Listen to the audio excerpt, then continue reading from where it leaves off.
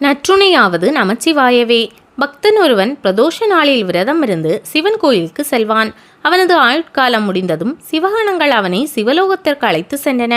மண்ணில் வாழும் காலம் வரைக்கும் பக்தனை விட்டு விலகாமல் தான் உடனிருந்ததை தெய்வீக சக்தியால் எடுத்து காட்டினார் சிவன். கடந்து வந்த பாதை எங்கும் அவனுக்கு பின்னால் 2 பாதங்களின் தடயம் இருப்பதை சுட்டி காட்டிய சிவன், பக்தனே, எப்போதும் உன் பின்னால் நான் தொடர்ந்து வந்ததை பார் என்றார். உன்னிப்பாக பார்த்த அவனுக்கு மகிழ்ச்சியுடன் கவலையும் ஏற்பட்டது. ஏன் கவலைப்படுகிறாய் என கேட்டார் சிவன்.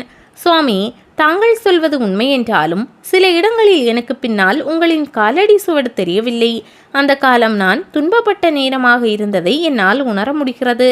மகிழ்ச்சியில் உடனிருக்கும் நீங்கள் துன்பத்தில் காணாமல் போனது நியாயமா? இதற்காகவா நான் இமைப்பொழுது கூட மறக்காமல் தேவாரம் திருவாசகம் பாடினேன் என கேட்டான். அதை கேட்டு பலமாக சிரித்தார் சிவபெருமான். அட பைத்தியக்காரா, எப்போது நான் உன்னை தனியாக விட்டேன்?